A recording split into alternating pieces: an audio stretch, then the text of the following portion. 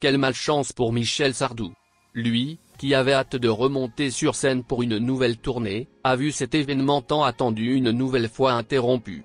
Si un mal de gorge l'empêchait de se produire il y a quelques semaines, si est-il désormais un autre virus qui prive l'artiste de représentation.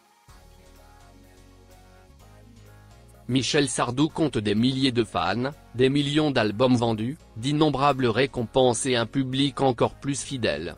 Alors lorsqu'une tournée spéciale a été annoncée malgré sa promesse de ne plus remonter sur scène, les fans inconditionnels de Michel Sardou ont répondu présent.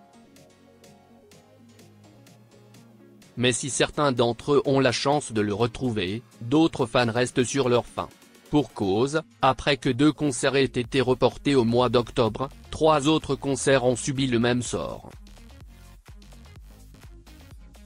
Quelques heures seulement avant le début du spectacle, le 2 décembre, le public brestois a eu la désagréable surprise de voir le spectacle annulé à la dernière minute. Un choix que le producteur a expliqué sur le compte Instagram de l'artiste ce lundi 4 décembre. Michel Sardou est atteint du Covid-19, après avoir été testé positif au Covid, le concert à Brest prévu le samedi 2 décembre a dû être annulé quelques heures avant l'heure prévue. Malheureusement, l'artiste ne pourra pas honorer les spectacles de cet artiste. Mardi 5 décembre et mercredi 6 décembre prévus à Clermont-Ferrand, pour la même raison. Pour l'heure, si l'espoir d'une reprise est fixé au 8 décembre, rien n'est garanti.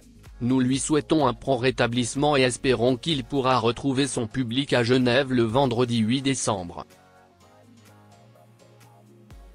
Toute l'équipe TS3 Fimalac Entertainment travaille pour voir si la date de report peut être reportée. Des informations seront annoncées dans les prochains mois. Jour est également écrit.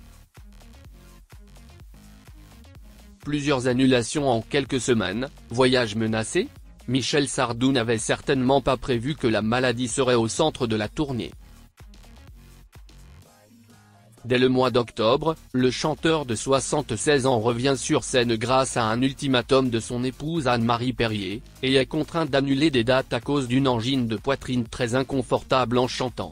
Aujourd'hui, le Covid lui-même rejoint le groupe et menace de tout chambouler.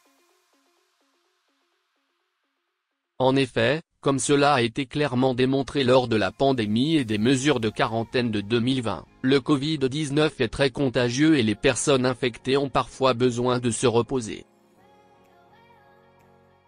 Si la quarantaine n'était plus une obligation, il est possible que Michel Sardou ait transmis le virus à d'autres membres du groupe qui, s'ils réagissaient violemment à la maladie d'ici quelques jours, ne pourraient peut-être pas reprendre leurs activités dans les jours suivants. Le voyage est-il dangereux?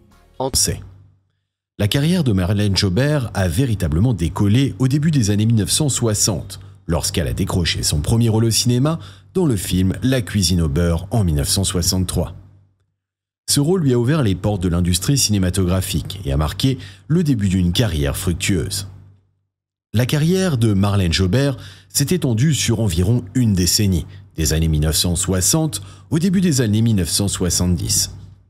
Pendant cette période, elle a travaillé avec certains des réalisateurs les plus renommés de l'industrie cinématographique française et a joué dans une variété de films à succès. Jobert a attiré l'attention avec son rôle dans La cuisine au beurre en 1963, mais c'est en 1966 qu'elle a véritablement gagné en popularité grâce à sa collaboration avec le réalisateur Jean-Luc Godard dans le film Masculin-Féminin. Ce film, qui explore les relations amoureuses et la jeunesse de l'époque, a connu un grand succès et a contribué à établir Jobert comme une actrice talentueuse. Elle a ensuite joué dans plusieurs films à succès, notamment Le Passager de la pluie en 1970, réalisé par René Clément, où elle a interprété le rôle principal féminin aux côtés de Charles Bronson. Sa performance dans ce thriller lui a valu une nomination aux Golden Globe Awards dans la catégorie de la meilleure actrice étrangère.